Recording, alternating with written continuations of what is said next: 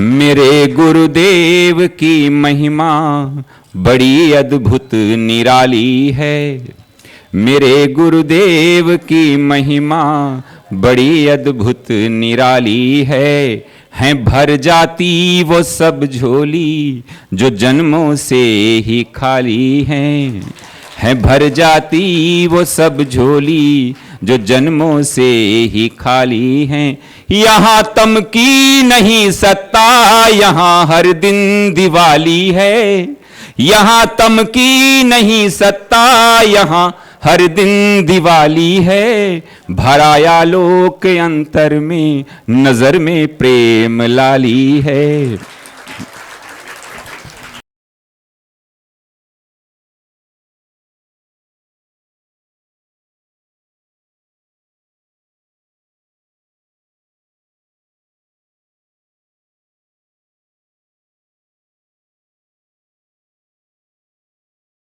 सूत्रभाष्य कृतौ वन्दे भगवन्तो पुनः पुनः।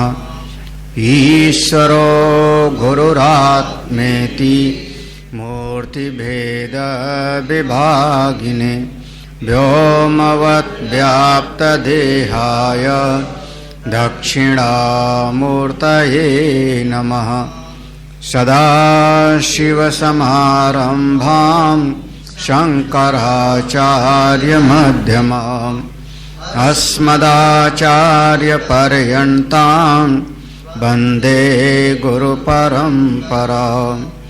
श्रुतिस्मृतिपुराणानाम् आलयं करुणालयं नमामि भगवत्पादं शंकरं लोकशंकरम्।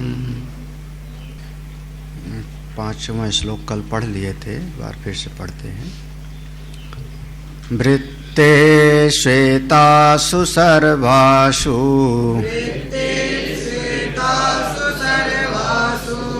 ब्रह्मणश्चित् स्वभावता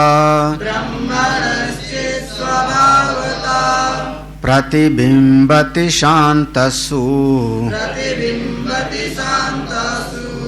सुखं च प्रतिबिंबति रूपं रूपं बभूवसौ प्रतिरूपयति श्रुतिः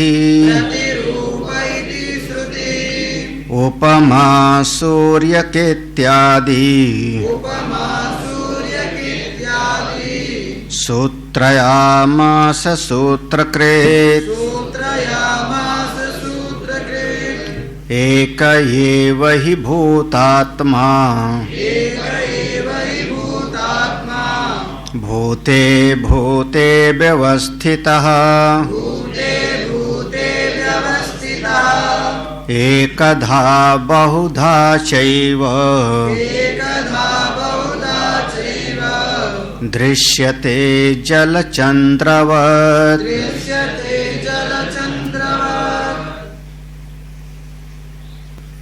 हम सब एक चैतन्य का ही अभिव्यक्ति स्वरूप हैं। आप सब वही एक चैतन्य स्वरूप ही हो। हम अपने उस चैतन्य स्वरूप के साथ जोड़ देते हैं अपने मन की कामना को, अपने मन की भावना को, इच्छा को, और फिर जिसकी जैसी जैसी भावना होती है फिर वृत्तियों का प्रवाह भी वैसे चल पड़ता है। चेतन प्लस विषय, हमने बार बार समझाया है इसको। चेतन प्लस विषय बराबर मन, इसी को हम कहते हैं मन। और मन माइनस विषय बराबर हो जाता है शुद्ध चेतन। जो यह नाम रूपात्मक पंच विषय हैं, शब्द स्पर्श रूप रसगंध आदि, ये हमारे चित्त में कोई न कोई इच्छा कामना बन के बैठ जाते हैं और हमारा चेतन स्वरूप उसके थ्रू अभिव्यक्त होता है। और फिर जिसके जिस प्रकार की कामना होती है उसी प्रकार से उसको लगने लगता है कि मैं ऐसा ही हूं।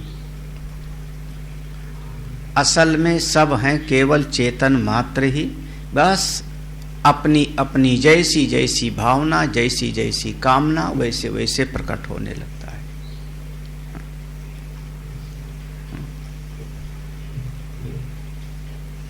तीन प्रकार की वृत्तियों का निरूपण किया, शांत, घोर और मूढ़।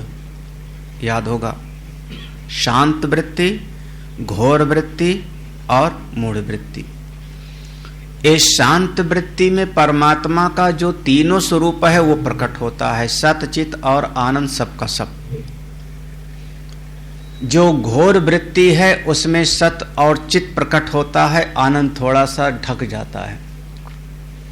और मूढ़ वृत्ति में भी सत स्वरूप की अभिव्यक्ति होती है। जैसे ऐसे समझ लो कि जितने अस्थावर हैं, जितने अस्थावर चीज हैं, सब में परमात्मा का सत स्वरूप बिल्कुल प्रकट है। चाहे वृक्ष हो, चाहे ईंट हो, चाहे ठूंठ हो, परमात्मा का जो सत स्वरूप है सब में बिल्कुल अभिव्यक्त है। जितने जंगम चीजें हैं, चार चीजें हैं, उनमें परमात्मा का सत और चित दोनों प्रकट हो रहा है। मनुष्य के भीतर परमात्मा का सत, चित और आनंद तीनों हो प्रकट हो रहा है। इसीलिए मनुष्य का जीवन सर्वश्रेष्ठ माना गया, क्योंकि इसमें परमेश्वर का जो तीनों लक्षण है, सत, चित और आनंद, ये तीनों प्रकट होने लगता है, इसलिए यह श्रेष्ठ है। बाकी स्थावर चीजों में है तो तीनों, क्योंकि अस्थि भाति प्रिय सब में है, लेकिन प्रकट नहीं हो रहा है वहां पर आनंद, प्रकट नहीं, अभिव्यक्ति नहीं हो रही। तो अभिव्यक्ति के तारतम्य से हम विभाग कर लेते हैं किसमें कितना अभिव्यक्ति हो रही है। देखो साफ साफ वर्णन किया है ना, ये जो तीनों प्रकार की वृत्तियां हैं, ये सबकी सारी वृत्तियों में, हाँ 5वें श्लोक में था, वृत्तिषु धन एतासु एतासु सर्वासु वृत्तिषु, इन समस्त वृत्तियों में, तीनों प्रकार के वृत्तियों में ब्रह्मण चित्त स्वभावता, परमात्मा का चित्त स्वरूप प्रकट हो रहा है। लेकिन प्रतिबिंबति शांतासु, जो शांत वृत्ति है उसमें परमात्मा का सुखम च, वो सत चित्त तो प्रकट हो ही रहा है और साथ ही साथ उसका सुख स्वरूप भी प्रकट हो रहा है। तो शांत वृत्ति में सत, चित, आनंद तीनों प्रकट हो रहा है, लेकिन और बाकी की वृत्तियों में चित्त और सत की अभिव्यक्ति हो रही, आनंद की अभिव्यक्ति वहां पर नहीं। कैसे हो रहा है? कहते हैं चेतन वह एक ही, अलग अलग नाम रूप में जाके वैसे दिखाई पड़ने लगता है। ये श्रुति में 2-3 जगहों पर ये मंत्र दिया गया और उसका यहाँ पर 2 मंत्रों का यहाँ पर अनुवाद किया। रूपम रूपम बभू, ये मंत्र है श्रुति में, इसमें दिया भी है कठोपनिषद में, वहाँ पर 2-3 मंत्र है। अग्निर्यथैको भुवनम प्रविष्टो रूपम रूपम प्रतिरूपो बभूव एकस्तथा सर्वभूतांतरात्मा रूपम रूपम प्रतिरूपो बहिश्च। मिल गया कुछ लोगों के ग्रंथ में। दूसरे जगह पे इसके बाद आएगा वायुर्यथैको भुवनम प्रविष्टो रूपम रूपम प्रतिरूपो बभूव एकस्तथा सर्वभूतांतरात्मा रूपम रूपम प्रतिरूपो बहिश्च। एक दृष्टांत वहां अग्नि का और एक दृष्टांत वायु का, ये 2 दृष्टांत वहां पर श्रुति जी ने लिया। उसी मंत्र का यहाँ पर सीधा सा अनुवाद है रूपम रूपम, स्पष्ट देखना, रूपम रूपम बभू। असो असो माने ये परमात्मा ही, ये परब्रह्म परमात्मा ही अनेक अनेक रूप में, रूपम रूपम प्रतिरूप, जैसे रूप होता है उसी के रूप में दिखाई पड़ने लगता है। इस बात को इति श्रुति, ऐसा श्रुति ने कहा। इसका विस्तार भी आगे करेंगे। रूपम रूपम वह परमात्मा ही, असो माने परमात्मा, वो परब्रह्म परमात्मा ही रूपम रूपम प्रतिरूप बभूव इति श्रुति, ऐसा वेद में कहा गया है। और ब्रह्म सूत्र में क्या लिखा, सूत्रयामास सूत्रकृत, सूत्रकृत माने भगवान बादरायण व्यास जी, सूत्रयामास ब्रह्म सूत्र में उन्होंने सूत्र की रचना किया। कैसे किया, उपमा सूर्य के इत्यादि, उपमा सूर्य के इत्यादि, इस ब्रह्म सूत्र का एक सूत्र ही है, उपमा सूर्य के इत्यादि, ये ब्रह्म सूत्र का एक तृतीय अध्याय का एक सूत्र है। हाँ, पूरा का पूरा इस सूत्र को ब्रह्म सूत्र में भगवान बादरायण जी ने ऐसा लिखा है। क्या लिखा है कि जैसे सूर्य की छाया अनेक अनेक पात्र में पड़ता है तो अनेक अनेक रूप में हमको दिखाई पड़ने लगता है, उसी प्रकार से अब जो ये श्रुति और ब्रह्मसूत्र का दोनों का ये उदाहरण दे दिया, इसका विस्तार आगे करते हैं, इसको आगे चल करके इसका विस्तार करते हैं। देखो, एक एव ही भूतात्मा, वह आत्मा एक ही है, एक एव माने ही, वह परमेश्वर एक ही है। भूते भूते व्यवस्थिता, हर एक प्रकट होने वाले जीव में वही दिखाई पड़ रहा है, उसके अलावा और कोई है ही नहीं। हमारी समझ कहती है कुछ और है। हाँ, कैसे, एकधा बहुधा चैव दृश्यते, ये दृष्टांत दिया जल चंद्रवत। जैसे 50 तरह का बर्तन हो तो उसमें 50 तरह का चंद्रमा का प्रतिबिंब पड़ने लगता है, छोटा बड़ा टेढ़ा मेढ़ा। और कभी आप लोग और भी शीशे के घर में चले जाओ, नहीं तो हरिद्वार में आओ तो एक जगह है पावन धाम, है ना, वहां पर है ना, देखा है किसी ने? हाँ, तो वहां पर जाओगे तो वहां देखना, एक शीशे के सामने खड़े हो गए तो आप मोटे लगने लगोगे, एक शीशे के सामने खड़े हो गए तो आप लंबे लगने लगोगे। असल में आप हो केवल जैसे हो वैसे हो, लेकिन शीशा जैसे जैसे बदलता जाता है वैसे वैसे आपका चेहरा भी बदलता है। वही चार्ज करें, एक एव ही भूतात्मा, एक ही आत्मा, एक ही परमात्मा अनेक रूप में प्रकट होता है। जैसे एक ही चंद्रमा, अलग अलग पात्र हैं, पात्र में जल है तो उसमें अलग अलग दिखाई पड़ता है, वास्तव में तो एक ही है। इसलिए कहीं पर भी आप सब में अगर परमात्मा को देखते हो तो फिर निज प्रभु मैं देखहि जगत कहि सन करहि, किससे विरोध करें? हाँ, किससे दुश्मनी करें? क्योंकि सब मेरे प्रभु का एक मेरी आत्मा ही के स्वरूप है। हाँ, आत्मवत सर्वभूतेषु, चाहे सबको आत्मवत समझो चाहे अपने भगवत स्वरूप के जैसे समझो। अगर आत्मवत सर्वभूते समझे, अपनी आत्मा के जैसे सबको समझा तो भी राग द्वेष का जगह नहीं रहा, और परमात्मा का स्वरूप समझा ईश्वर का तो भी राग द्वेष का जगह नहीं रहा। ठीक है, जिसके मन की जैसी भावना होगी वैसे वर्तन व्यवहार वो कर रहा है, वो उसके मन की वृत्ति अलग अलग होगी, घोर वृत्ति है कि मूढ़ वृत्ति है कि शांत वृत्ति है, तो उसकी वृत्ति जैसी होगी वैसे व्यवहार कर रहा है। हाँ भाई, बिजली, गुरुदेव का प्रसिद्ध दृष्टांत था बिजली का, हमारे पूज्य गुरुदेव बार बार दृष्टांत देते बिजली का। बिजली एक है, आपने हीटर लगा दिया तो गर्म कर रहा है, बल्ब लगा दिया तो प्रकाश दे रहा है, पंखा लगा दिया तो वही बिजली हमको हवा दे रही है। तो कारण जैसे जैसे मशीन बदलती गई वैसे वैसे उसका काम बदलता जाता है। हम बिजली से राग क्या करें, बिजली से द्वेष क्या करें? बिल्कुल उसी प्रकार से आत्मा सब में है। देखो, हाँ, जले प्रविष्टा चंद्रोयम, स्पष्टा कलुषे जले, विस्पष्टो निर्मले तद्वत्, द्वेधा ब्रह्मापि वृत्तिषु, घोरमूढासु मालिन्यात्, सुखांश्चातिरोहितः,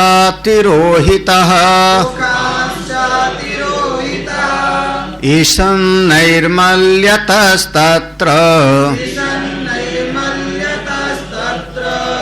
चिदंस प्रतिबिंबनम्, फिर से देखो, जले प्रविष्ट चंद्र अयम, अयम चंद्र जले प्रविष्ट। ये चंद्रमा जल में प्रवेश कर गया। चंद्रमा नहीं बल्कि उसकी छाया, जल में चंद्रमा का प्रतिबिंब पड़ गया। और अस्पष्टा कल से जले, जो पानी था वो कैसा था? मलिन था, गंदा था। जब गंदा पानी था, नाली का पानी था, तो उसमें वो चंद्रमा का प्रतिबिंब साफ साफ नहीं पड़ रहा है। देखो, जले प्रविष्ट चंद्र अयम, अयम चंद्र जले प्रविष्ट अस्पष्ट, वो ठीक नहीं। क्यों? क्योंकि कलुषे जले। तो ये चंद्रमा जब कलुष जल में दिखाई पड़ता है, मटमैले जल में तो साफ साफ प्रतिबिंब नहीं पड़ता। विस्पष्टो निर्मले तद्वत, वही चंद्रमा जब बिल्कुल शुद्ध पानी हो, साफ जल हो, तो उसमें बिल्कुल साफ साफ दिखाई पड़ता है। उसी प्रकार से तादवत, तादवत द्वेधा ब्रह्मापि वृत्तिषु, उसी प्रकार से अपने भीतर के ब्रह्म स्वरूप का भी है। ये दो प्रकार की वृत्तियों में अलग अलग प्रतीत होता है। कैसे? घोर और मूढ़ वृत्ति होगी तो उसमें साफ साफ नहीं दिखाई पड़ेगा, कलुष जल हो गया। और शांत वृत्ति होगी तो समझो निर्मल जल हो गया। जैसे कहा ना, मटमैला पानी और साफ पानी, तो मटमैले पानी में बिल्कुल स्पष्ट दिखाई नहीं पड़ेगा और साफ पानी में स्पष्ट दिखाई पड़ेगा। ऐसे ही अंतःकरण में घोर और मूढ़ दो प्रकार की वृत्ति, मटमैला पानी है और शांत वृत्ति वो शुद्ध पानी है। तो शुद्ध पानी में बिल्कुल साफ साफ उसका लक्षण दिखाई पड़ता है, सच्चिदानंद तीनों। और मटमैले पानी में साफ साफ दिखाई ही नहीं पड़ता। बिल्कुल उसी बात को कहा ना। देखो, ये श्लोक हमने पढ़ लिया ना, घोर मूढ़ासु मालिन्यात। देखो स्पष्ट कर दिया ना, दृष्टांत दिया चंद्रमा का। चंद्रमा मटमैले पानी में गया, गंदे पानी में गया, कलुष पानी में। तो कैसा है यहां पर आपके भीतर? घोर मूढ़ासु मालिन्यात। चित्त वृत्ति हमारी घोर है या मूढ़ है? इस कल शाम को पढ़ा था ना, घोर, मूढ़ और शांत, तीन प्रकार की वृत्तियों का लक्षण पढ़ा था। तो घोर और मूढ़ है तो सुख अंशश्च तिरोहितः। तो घोर और मूढ़ जो वृत्ति है उसमें सुख का अंश गायब हो गया। तिरोहितः, वह परमात्मा का जो कहते हो सुख स्वरूप, आनंद स्वरूप, वो उसमें लक्षित नहीं दिखाई पड़ता। लेकिन उसके बावजूद भी ईशान नैर्मल्यतस्तत्र, तो भी समझ लो कि पानी तो है ही ना। गंदा है तो भी क्या है? पानी। गंदा है तो भी तो कहोगे कि पानी तो है, उसमें कुछ तो जल का अंश है ना। आप कह लो उसमें कुछ न कुछ तो भले, चाहे जरा सा सही हाइड्रोजन ऑक्सीजन तो होगा ना। तो ईशान नैर्मल्य, तो भी उसमें जलत्व होने के कारण उसमें चेतना का अंश, चिद अंश प्रतिबिंबनम, उसमें चैतन्यता का स्वरूप तो दिखता ही है। जैसे मलिन जल में भी चंद्रमा का प्रतिबिंब थोड़ा बहुत तो हो दिखेगा ही, टूटा टूटा सा दिखेगा, साफ नहीं दिखेगा। हाँ, साफ नहीं दिखेगा, टूटा टूटा सा दिखेगा। बिल्कुल ऐसे घोर और मूढ़ वृत्ति में अपने परमात्मा का चित अंश दिखाई पड़ता है। कैसे? घोर वृत्ति कैसी थी? कल याद है? घोर वृत्ति कौन कौन सी? तृष्णा। तृष्णा, जब क्रोध होगा ना, देखो क्रोध होगा तो चित्त अंश, अब उसमें सुख नहीं मिल रहा है किसी को। जो क्रोध कर रहा है उसको भी सुख नहीं मिल रहा है, जिस पर क्रोध कर रहा है उस पर उसको भी सुख नहीं मिल रहा है। लेकिन वो क्रोध को जानता है। हमको गुस्सा आ रहा है, अब गुस्सा हमको मत दिलाओ तुम। तृष्णा, लोभ आया तो भी हमको पता लग रहा है ना, ये वस्तु जब तक मिलेगी नहीं तब तक हमको चैन नहीं। तो क्या हुआ? इस घोर वृत्ति में भी आपके भीतर वह चेतना का अंश, क्योंकि पता हो रहा है, हमको जानकारी है, हमको समझ में आ रहा है, लेकिन सुख उसमें है नहीं। तो घोर और मूढ़ वृत्ति मलिन जल हो गया और शांत वृत्ति वह हमारा शुद्ध जल हो गया। बिल्कुल स्पष्ट है। हाँ, अब जो शाम को नहीं आए थे वो पूरा नहीं समझ पाएंगे। हाँ, मैं उसको रिपीट नहीं करना चाह रहा हूं इस समय पर। तो अगला श्लोक देखो, यद्वापि निर्मले नीरे बह्नरोष्णस्य संक्रमः न प्रकाशस्य तद्वत् स्यात् चिन्मात्रोद्भूतिरेव च। अब देखो और भी समझ लो। अब एक दृष्टांत लिया किसका? चंद्रमा का। ठीक है, चंद्रमा के प्रतिबिंब का दृष्टांत लिया, चंद्रमा के प्रतिबिंब के दृष्टांत से समझा दिया। ठीक है, पहली चीज है। दूसरा अब कहते हैं यत वापि, यत वा अपि, जो ऐसी बात बताई उसी को भी दूसरे तरीके से भी बताया। यद वापि निर्मले नीरे, जिसको हमने निर्मल नीर के तरीके से समझाया था उसी बात को दूसरे तरीके से भी समझ लो। अब दूसरा दृष्टांत ले रहे हैं। क्या चीज? बन्ही, यहां पर देखना, बन्ही औष्णस्य संक्रमः, जो अग्नि है उस अग्नि का स्वभाव है उष्णता। बन्ही औष्णस्य संक्रमण, अग्नि का स्वभाव है उष्णता, गर्मी।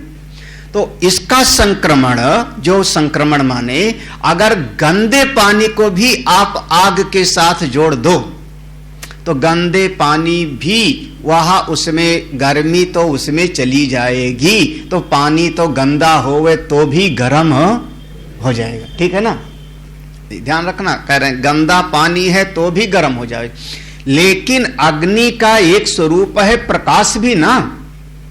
जहां जहां अग्नि होगी वहां वहां गर्मी भी होगी और थोड़ा प्रकाश भी होगा। ठीक है ना, दोनों बातें हैं। तो जैसे अग्नि है तो उसका मूल, उसका गुण है उष्णता, प्रकाश भी उसका एक गुण है, सहायक है। लेकिन उस मलिन पानी में, गंदे पानी में वह अग्नि की उष्णता तो चली जाएगी, पानी तो गर्म हो गया, लेकिन वह प्रकाश उसमें नहीं जाएगा। ठीक है, समझ में आना चाहिए। आगे अभी आ रहे हैं, ये दृष्टांत हैं, आगे दृष्टांत में आएंगे अपने शरीर पर। तो यहां पर लेंगे, आपका स्थूल शरीर मलिन है, सूक्ष्म शरीर थोड़ा उससे ज्यादा साफ है। तो इस शरीर में वो जो है ज्यादा प्रकट नहीं हो रहा है। किसमें प्रकट हो रहा है? आपके अंतःकरण। इस बात को आगे ले चलेंगे। यहां पर इतना दृष्टांत में समझना। यद्वापि, जो वहां पर निर्मले नीरे की बात कही, वहां निर्मल नीर और गंदा पानी दोनों में बन्ही औष्ण से संक्रमा, वह जो अग्नि की उष्णता है उसमें चला जाता है, उसमें चला जाता है। लेकिन उसमें समझ लो कि न प्रकाश तत्वत् स्यात्, उसमें वह प्रकाश का गुण प्रवेश नहीं करता। चिन्ह मात्र उद्भूतिरेव च, इसी उसमें चित्त मात्र पहुंच गया। इसी प्रकार से समझो कि जैसे जल का दृष्टांत देके समझा दिया, जल और अग्नि का, उसी प्रकार से घोर और मूढ़ वृत्ति में चित्त स्वरूप का प्रवेश हो गया, लेकिन आनंद का वहां पर प्रवेश नहीं। इसीलिए जब बहुत आप वो जो घोर वृत्ति और मूढ़ वृत्ति थी, भयाक्रांत, मूढ़ वृत्ति कौन सी थी? भय और सम्मोह।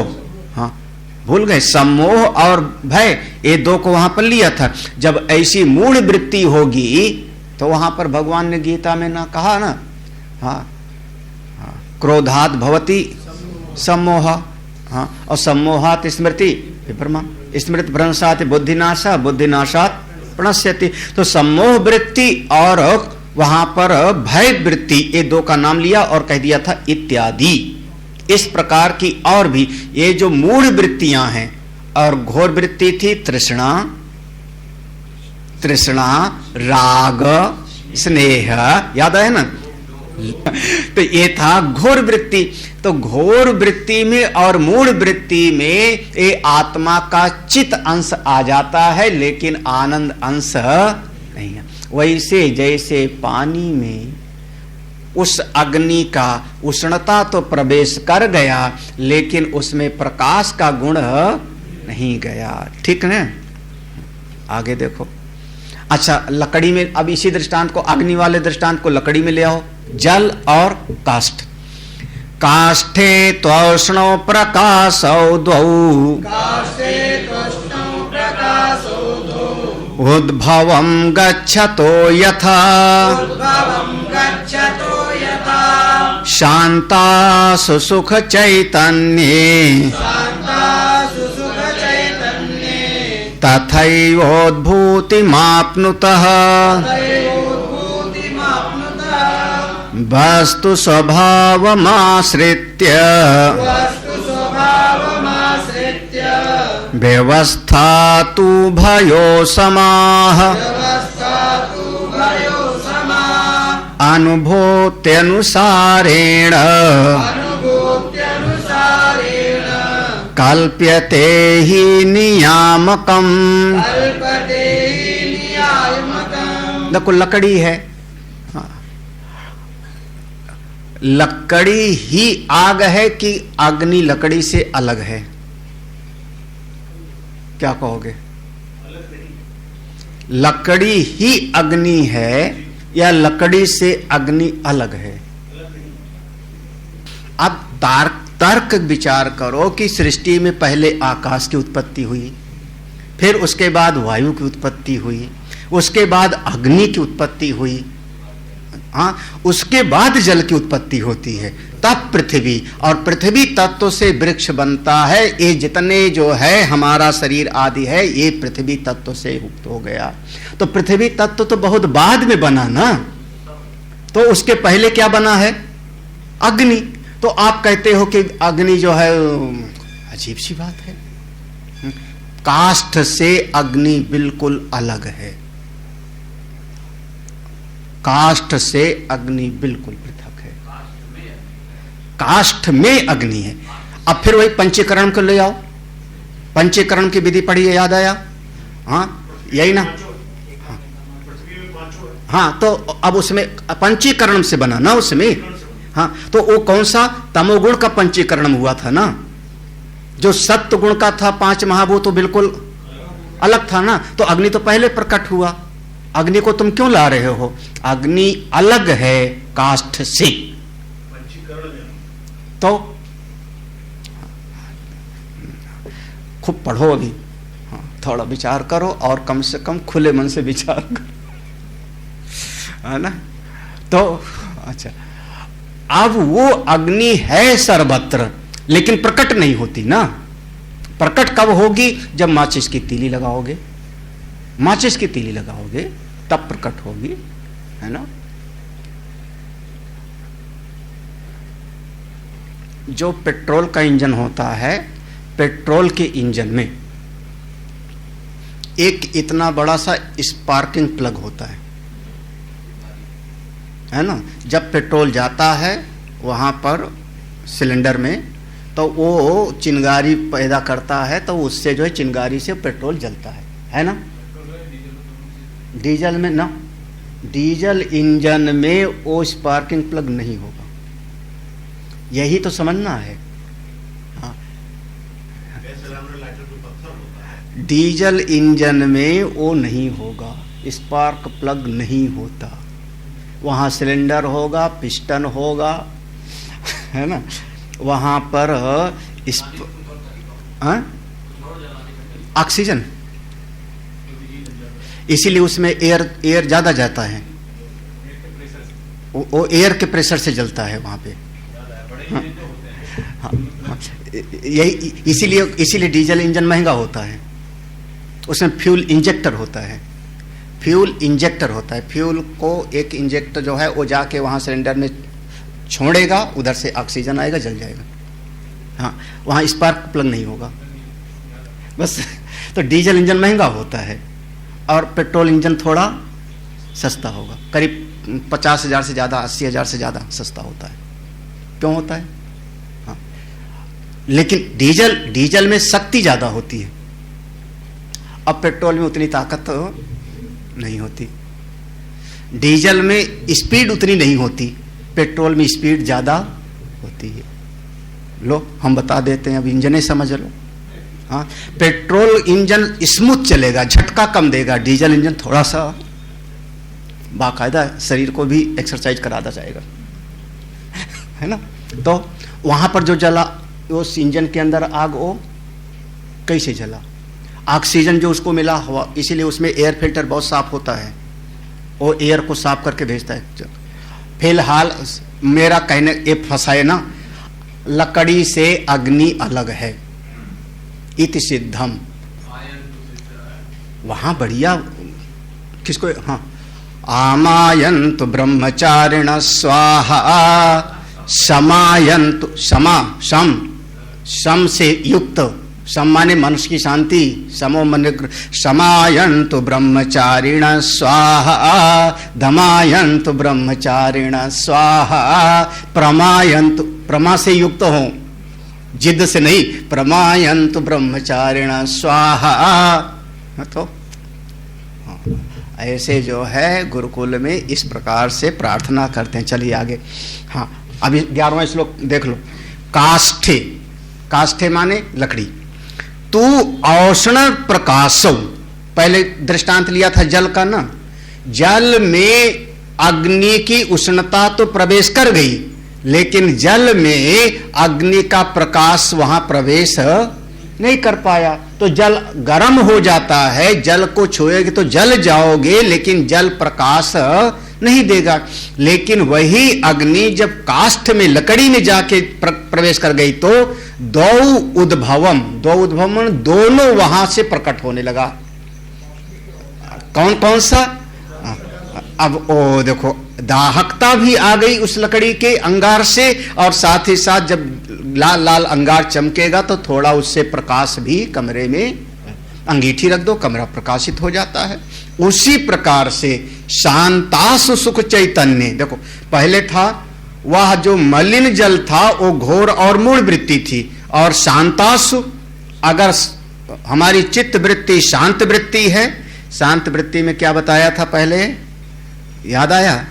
वैराग्यम, शांति, औदार्यम, है ना, ऐसे कहा था। अगर चित्त वृत्ति आपकी शांत वृत्ति है तो उसमें सुख चैतन्य, देखो दोनों, आनंद, सुख माने आनंद भी, चैतन्य माने चेतना भी, तथा एव उद्भूतिम आपनुता, ये दोनों उसमें उद्भव हो जाएगा।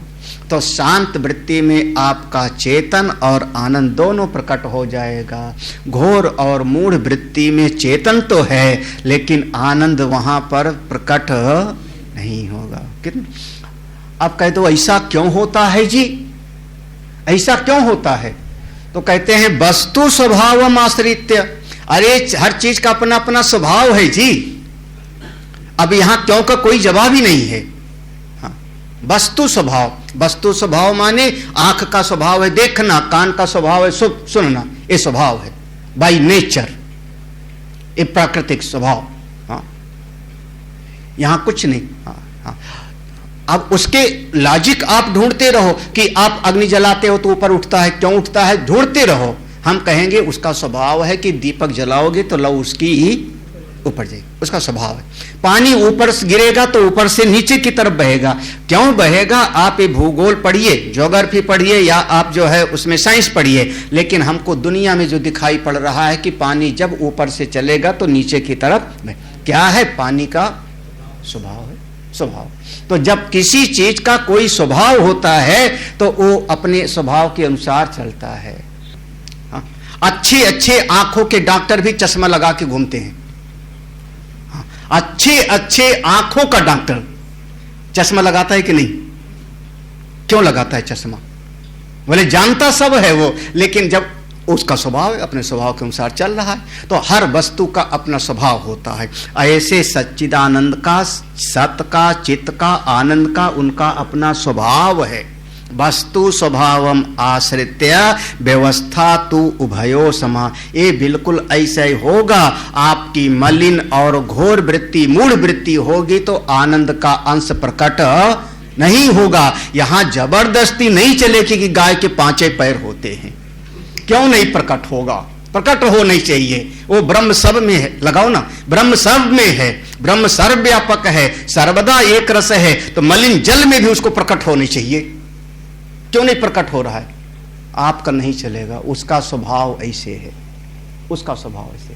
अनुभूति अनुसारेण, रोज के अनुभव से सीख लो, प्रतिक्षण के अनुभव में सीख लो। आप जब आप गुस्से में होते हो तो आनंद आ जाता है क्या? अनुभूति अनुसारेण कल्प्यते ही नियम, आप अनुभव कर लो। हाँ? जब बहुत ज्यादा आप सम्मोह में पड़े होते हो तो आनंद प्रकट होता है क्या? वो मूढ़ वृत्ति हो गई ना, सम्मोह। और बहुत ज्यादा आपके सामने भूत आ गया, उस समय बड़ा आनंद मिला, आज भूत को देख के आया। हाँ? को नहीं आता, क्यों? ये अनुभव में रो जाता। अनुभूति अनुसारेण कल्प्यते ही नियामकम, इसको आप अपने अनुभव से सीख लो। तो ये उसका स्वभाव है, जहां प्रकट होना होगा वही प्रकट होगा। अब जबरदस्ती कह दो हमारे यहां पर सेब क्यों? अब ओंकारानंद से अगर हम पूछें, महाराज नारियल का फल हमारे पेड़ में क्यों नहीं लगा? 10 साल तो हो गया होगा लगाए। हाँ, कई बोरी तो नमक डाल दिया तुमने।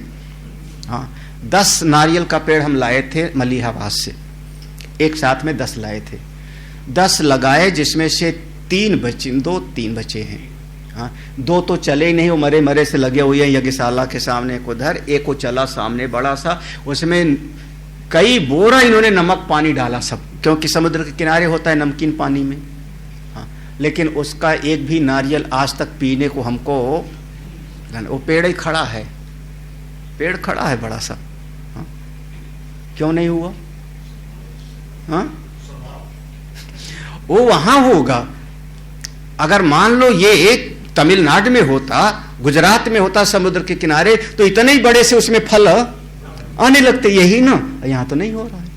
तो हर चीज का अपना अपना, अरे यहां तक कि हर जगह की, जो आप आगरा कोई गया है? कोई रहे हो आगरा में कुछ दिन?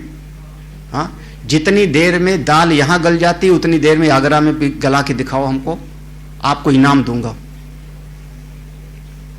आपको इनाम दूंगा, जितनी देर में, जितनी सीटी में यहां दाल गल जाती है उतनी सीटी में वहां दाल गला के दिखाओ। वहां नहाने के बाद लगता है साबुन लगा हुआ। वहां का पानी ऐसा है। हाँ, वो पानी पानी का गुण होता है। हर चीज नहीं बनती ना, तो हर वस्तु का अपना अपना स्वभाव है, उस स्वभाव को समझो। स्वभाव वस्तु प्रवर्तते। तो ये वो ब्रह्म का सतचित आनंद तीनों है, लेकिन उसका स्वभाव है, उसका स्वभाव है कि घोर और मूढ़ वृत्ति में आनंद अंश नहीं प्रकट होगा। आप जबरदस्ती नहीं करा सकते हो कि हम रागी द्वेषी भी रहें, तृष्णा भी रहे, सम्मोह भी रहे और आनंद का अंश भी प्रकट हो जाए, नहीं होगा। एक घोर और मूढ़ वृत्ति में आनंद का अंश नहीं प्रकट होगा। जब प्रकट होगा कब? जब आपकी वृत्ति कौन सी होगी? शांत। शांता सुसुख चैतन्य, 11वें श्लोक के नीचे का। जब शांत वृत्ति होगी, शांत वृत्ति का लक्षण बताया था, वैराग्यम, शांत, क्षमा, औदार्यम इत्याद्याह, इति आदि आदि अनेक ऐसी वृत्ति होगी तो आपके भीतर आनंद होगा। नहीं तो ब्रह्म है लेकिन उसका आनंद स्वरूप प्रकट नहीं होगा। अब इसको देखो, इस प्रसंग का यहां पर ला करके निष्कर्ष निकालते हैं। न घोरासु न मूढ़ासु सुखानुभवैक्ष्यते शान्तास्वपि क्वचित् कश्चित् सुखातिशयैक्ष्यताम् गृहक्षेत्रादि विषये यदा कामो भवेत्तदा राजसस्य कामस्य घोरत्वात् तत्र नो सुखम् सिद्धे न वेत्यस्ति दुःखम् असिद्धो तद्विवर्धते प्रतिबंधे भवेत् क्रोधो द्वेषो वा प्रतिकूलतः। देखो अब यहां पर बिल्कुल उसी सिद्धांत को स्पष्ट कर रहे हैं। दृष्टांत क्या दिया था? एक तो चंद्रमा का प्रतिबिंब, वो दृष्टांत दिया था कि मलिन जल में वो साफ साफ नहीं पड़ेगा, शुद्ध जल में साफ साफ पड़ेगा। दूसरा दृष्टांत दिया था अग्नि का। अग्नि का जो प्रवेश है उसकी उष्णता का प्रवेश मलिन जल में हो जाएगा, लेकिन प्रकाश स्वरूपता का प्रवेश नहीं होगा, काष्ठ में दोनों हो जाता है। उसी प्रकार से यहां अपनी आत्मा का जो लक्षण, सत स्वरूप को सब में मान लो, सत चित आनंद में सत को सब में मान लो, लेकिन चित्त और आनंद के बारे में ये बात समझना है पक्का। और सुख वाले आनंद वाले को खास करके समझो, ना घोरासु न मूढ़ासु सुख अनुभव ईक्षते। अब बताओ इस श्लोक में क्या कठिन है? ना घोरासु सुख अनुभव ईक्षते, घोर वृत्ति में सुख का अनुभव नहीं हो। ना मूढ़ासु मूढ़ वृत्ति में भी सुख का अनुभव नहीं। अब वृत्ति का निरूपण पहले कर चुके हैं, इसलिए उस वृत्ति को ले आओ, उस वृत्ति को जोड़। घोर और मूढ़ ये दोनों वृत्तियों में अनुभव नहीं होगा। शांतासु अपि क्वचित क्वचित सुख अतिशय ईक्षिताम। अच्छा, जो शांत वृत्ति है, शांत वृत्ति कौन सी? वैराग्य, क्षमा, उदारता। शांत वृत्ति में भी कभी कहीं कम, कभी कहीं ज्यादा, क्वचित कश्चित सुख अतिशय। अब भाई इतना वैराग्य है तो इतना सुख लक्षित होगा, इतना है तो दर्पण इतना बड़ा होगा तो उतना, यही ना।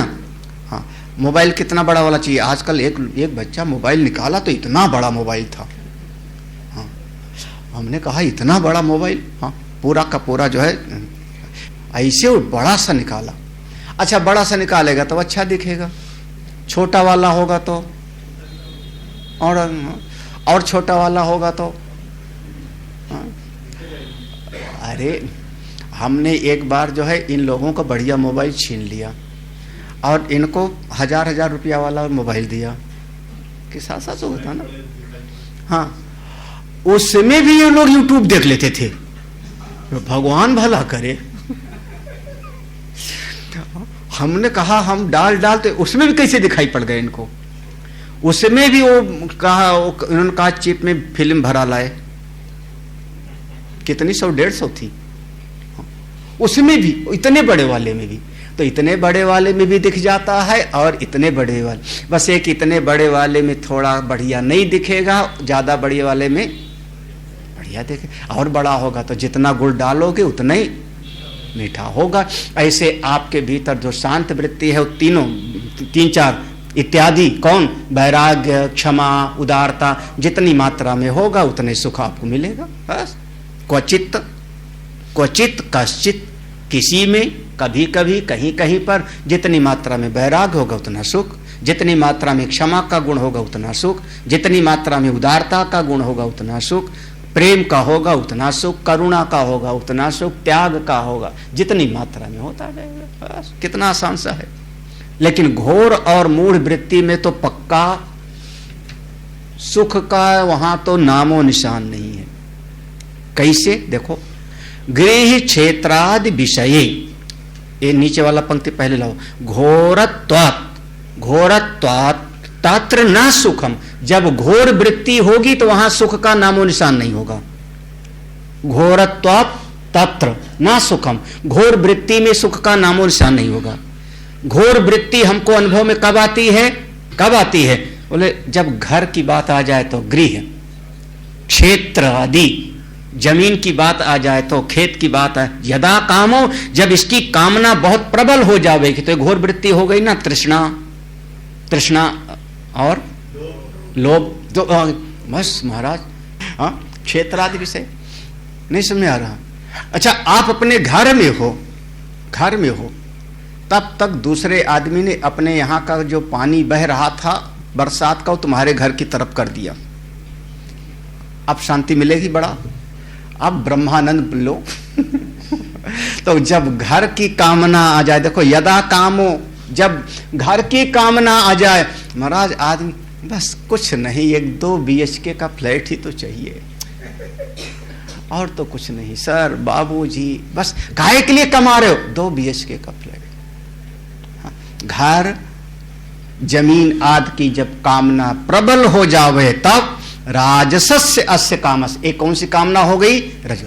हमने पहले दिन बताया था शायद इस प्रसंग में है कि ए घोर वृत्ति को रजोगुण वृत्ति, जब रजोगुण प्रबल हो गया तो काम ऐसा, क्रोध ऐसा, रजोगुण महासनो महापापमा, तो वहां सुख कहां से आवेगा? कहां से आवेगा? तत्र नो सुखम। घोर वृत्ति है तो वहां सुख तो होता नहीं महाराज, सुख चाहे जो कह लो। हाँ, जब किसी भी प्रकार की रजोगुणी कामनाएं आवेंगी तो सुखाकार वृत्ति नहीं हो सकती। अब देख लो, इसी बात को कहते हैं, आज सत्संग में तो जा रहे हैं, घर से निकल पड़े, पहुंच पाएंगे कि नहीं पहुंच पाएंगे? बड़ी बरसात हो रही है। हाँ, पहुंच पाएंगे कि नहीं पहुंच पाएंगे? हाँ, क्या मन में आता है कभी कि नहीं? कभी मन में आता है कि नहीं ऐसा? सवेरे सवेरे 7 बजे बरसात होने लगी, 7 बजे बरसात होने लगी, ट्रैफिक जाम हो गया, तो पहुंच पाएंगे कि नहीं पहुंच पाएंगे? ये मन में आता ना, बस ये वृत्ति कौन सी होगी? अब शांत वृत्ति नहीं, सत्वगुणी नहीं है। सिद्धे ना वा इति अस्ति, हमको अपने प्रयोजन में सिद्धि मिलेगी कि नहीं मिलेगी? सिद्धे सफल होंगे, ना वा अस्ति, या सफल नहीं होंगे। ये वृत्ति हो गई तो अभी शांत वृत्ति नहीं है, तो दुखम, एक कौन सी वृत्ति है? दुखाकार। तो असिद्धो तद विवर्धते, तब इसमें फिर दुख ही बढ़ेगा, इसमें सुख नहीं होगा। पता नहीं कर तो रहे सफल होंगे कि नहीं सफल होंगे, सफल होंगे कि सफल नहीं होंगे। और महाराज चल भी पड़े, हाँ चल पड़े आप घर से और चिन्हट वाले जाम में फंस गए, अब क्या होगा? मन आप तो ना घर के रहे, हाँ, इतना पता होता इतना जाम है तो घरे से न निकलते। हाँ, मतलब अब इतना मन विक्षिप्त हो गया कि ना इधर के रहे और ना इधर। तो महाराज घोर देखो, असिद्धो माने सफलता न मिलने पर तद विवर्धते, वो दुख और बढ़ जाता है। देखो, सिद्धेत सफलता मिलेगी, ना वा इत्यस्ति सफलता नहीं मिलेगी, इस संशय वृत्ति में ही दुख है। और असिद्धो, जब सफलता नहीं मिली तब दुखम विवर्तते, और दुख बढ़ गया। और फिर उसके बाद किसी ने बाधा डाल दी तो अरे महाराज, प्रतिबंधे भवेत क्रोधो, आपके सामने ही, बिल्कुल आपके कार के सामने एक मोटरसाइकिल वाला यों करके आया और वहीं उसकी मोटरसाइकिल बंद हो गई, अब क्या करोगे? तो प्रतिबंधे, देखो प्रतिबंधे भवेत क्रोधो, अब क्या है? भीतर आपके क्रोध आया। और फिर द्वेषो वा प्रतिकूलता, और कोई किसी ने आकर के रास्ते में आपको रोक लिया, मत जाओ सत्संग में, कहां जा रहे हो, बहुत खराब है। अरे घर पे बैठो, नौकरी करो, पैसा कमाओ, काम करो, अकल मारी गई है, अभी तुम्हारा उम्र है कमाने का। सुना नहीं है, जब तक जियो तब तक जियो, शरीर में जान है। कहां जा रहे हो सत्संग में? किसी ने विरोध किया तो और ज्यादा गुस्सा, द्वेषो वा प्रतिकूलता। तो इन सारी वृत्तियों में अब सीधा सा रजोगुणी वृत्ति, तमोगुणी वृत्ति। रजोगुणी वृत्ति को कहा घोर वृत्ति, तमोगुणी वृत्ति को कहा मूढ़ वृत्ति। इन दोनों वृत्तियों में परमात्मा का आनंद अंश प्रकट नहीं, चित्त अंश प्रकट होता है, चित्त अंश प्रकट होता है। वो जो सुख अंश, आनंद का अंश है, वो तो प्रकट होता है शांत वृत्ति में ही, सत्व गुणी वृत्ति में ही। एक श्लोक और पढ़ लो तो प्रसंग ये पूरा हो जावे ना। अशक्यश्चेत् प्रतीकारो, विषादास्यात् तामसः, क्रोधादिषु महात् दुःखम्, सुख संकापि दूरतः, अच्छा, किसी ने बाधा पैदा की, हमारे मन की इच्छा कोई थी, उसमें किसी ने बाधा पैदा की। अगर दम होता है तो उस बाधा को हम हटा देते हैं, दूर कर लेते हैं। और अशक्य चेत, अगर आपका बल नहीं चला, असमर्थ हो गए, आप नहीं उस बाधा को दूर पर कर पा रहे, तो विषादा स्यात् सा तामसा, अब वह उसका प्रतिकार नहीं कर पा रहे हो, उस बाधा को हटा नहीं पा रहे हो, तो घोर विषाद होता है। ऐसे समझ लो जैसे शरीर बीमार हो गया और 4 डॉक्टर से इलाज हमने करा लिया, नहीं ठीक होता, तो आदमी क्या कहता है, मरी जावे तो ही। डिप्रेशन का शिकार, विषादा, विषाद माने विषादा स्यात् सा, वो तमोगुणी वृत्ति हो गई ना। अब जीने का कोई फायदा नहीं रहा। अब क्या जिए, किसके लिए जिए, किसके लिए जिए? हाँ, अन्ना भी सुसाइड करें तब जीवन में कोई रस नहीं रहा महाराज। हाँ, कोई मजा नहीं रहा। क्या करना है, किसके लिए करना है? क्यों? क्योंकि समझा समझा के थक गए, बेटा पास रहता नहीं। समझा समझा के थक गए, बहू कहना नहीं मानती।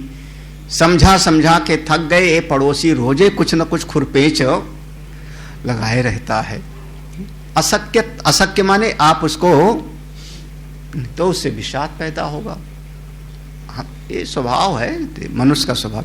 अच्छा, विषाद पैदा होगा तो क्रोधादिषु महद दुखम, क्रोध भी होगा, अपने ऊपर क्रोध आएगा।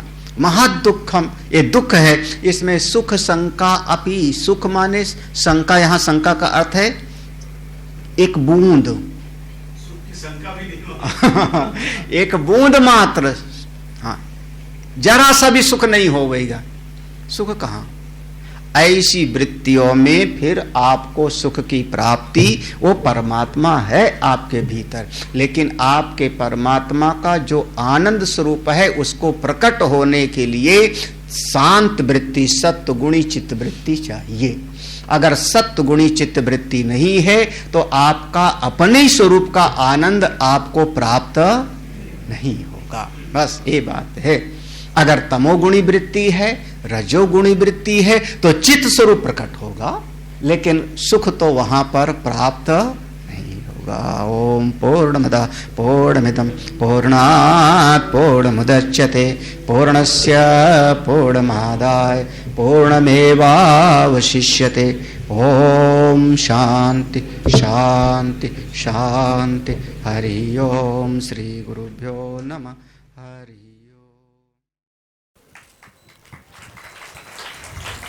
मेरे गुरुदेव की महिमा बड़ी अद्भुत निराली है। मेरे गुरुदेव की महिमा बड़ी अद्भुत निराली है भर जाती वो सब झोली जो जन्मों से ही खाली है भर जाती वो सब झोली जो जन्मों से ही खाली हैं। यहाँ तम की नहीं सत्ता, यहाँ हर दिन दिवाली है। यहाँ तम की नहीं सत्ता, यहाँ हर दिन दिवाली है। भराया लोक अंतर में, नजर में प्रेम लाली है। फिल्मों की तर्ज पर मैं कुछ लिखता नहीं, गुरुदेव को पसंद भी नहीं है, शास्त्रीय आधार पर लिखाते हैं, लेकिन आज मैं कुछ प्रयास करता हूं। मेरे गुरुवर शिव त्रिपुरारी, जिनकी महिमा भारी नजर में छा गए हैं, के दिल में समा गए हैं। हो मेरे गुरुवर शिव त्रिपुरारी, जिनकी महिमा भारी नजर में छा गए हैं, के दिल में समा गए हैं। ओ मेरे प्यारे गुरुवर, जीवन बना था संग्राम रे। ओ मेरे प्यारे गुरुवर, जीवन बना था संग्राम रे। खिलती हुई सुबह भी लगती थी जैसे कोई शाम रे, भूल गए दुख दर्द बीमारी, मिट गई चिंता सारी, शरण तेरे आ गए हैं, प्रेम रस पा गए हैं। हो मेरे गुरुवर शिव त्रिपुरारी, जिनकी महिमा भारी नजर में छा गए हैं, के दिल में समा गए हैं। आया जो दर पे तेरे, पाया परम की सौगात रे, आया जो दर पे तेरे, पाया परम की सौगात रे। हो गया उजाला मन में, बीती वो काली काली रात रे, जहां भी जाएं तुमको पाएं, नित्य आनंद मनाए, शरण तेरे आ गए हैं, प्रेम रस पा गए हैं। गुरुवर की करुणा कृपा, मिट गए सब दुख द्वंद, धन्य धन्य तुम धन्य हो मेरे सद्गुरु अभया। परम पूज्य आनंद कंद सद्गुरुदेव भगवान के द्वारा संस्थापित आर्ष विद्या गुरुकुलम का भी एक लघु परिचय आपको प्राप्त हुआ। आइए अब अपने सद्गुरुदेव भगवान की ही अमृतमयी वाणी में आर्ष विद्या गुरुकुलम की एक झलक देखते हैं। पूज्य गुरुदेव की कृपा से और परमपिता भगवान की कृपा से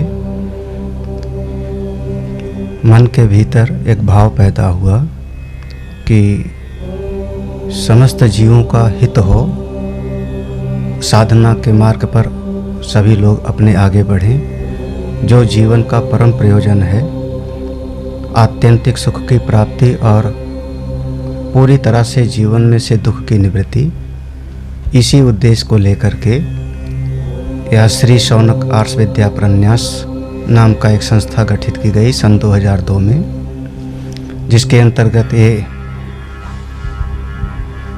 आश्रम का निर्माण 2002 से शुरू हुआ। साधना के इसमें 3 स्वरूप होते हैं। कर्म के मार्ग में साधना हो, इसके लिए यज्ञशाला का निर्माण किया गया। हमारा मन भगवान के साथ में जुड़े, भाव के साथ में भक्ति करें, इसके लिए दक्षिणामूर्तेश्वर भगवान शिव की स्थापना की गई। और मनुष्य के जीवन में बहुत सारी समस्याएं उसके अज्ञान से आती हैं, भ्रम से आती हैं। तो हमारी बुद्धि भी ठीक हो, समझदार हो, विचारवान हो, इसके लिए सत्संग हाल का निर्माण हुआ, जिसमें लगातार सुबह और शाम दोनों समय श्रीमद् भगवद गीता, उपनिषद, वेद और सभी पुराणों का आधार लेकर के सत्संग किया जाता है, जिसके माध्यम से जीवों का प्रगति हो, विकास हो। आश्रम की विधा में एक गौशाला का भी निर्माण किया गया वर्तमान में, जिसमें लगभग 35 छोटी बड़ी गौवें हैं। जब तक कोई भी व्यक्ति भारतीय संस्कृति में संस्कृत विद्या को, संस्कृत भाषा को नहीं समझेगा, तब तक शास्त्र में और वेद में प्रवेश नहीं होगा। इसलिए बच्चों से ही यह संस्कार आगे बढ़े, इसके लिए संस्कृत पाठशाला बनाई गई, जिसमें संस्कृत विद्या का ज्ञान प्रदान किया जाता है। और इन्हीं बच्चों में से कोई न कोई आगे बढ़ कर के ब्रह्म विद्या को प्राप्त करता है, करेगा, जिसका जीवन परम कल्याणकारी होएगा, उसके अपने लिए भी और समाज के हित लिए भी। जीवन का मूल सूत्र यही है, सर्वे भवन्तु सुखिनः, सर्वे सन्तु निरामयः, सर्वे भद्राणि पश्यन्तु, माँ कश्चित् दुःख भाग् भवेत्। ओम शांति शांति शांति।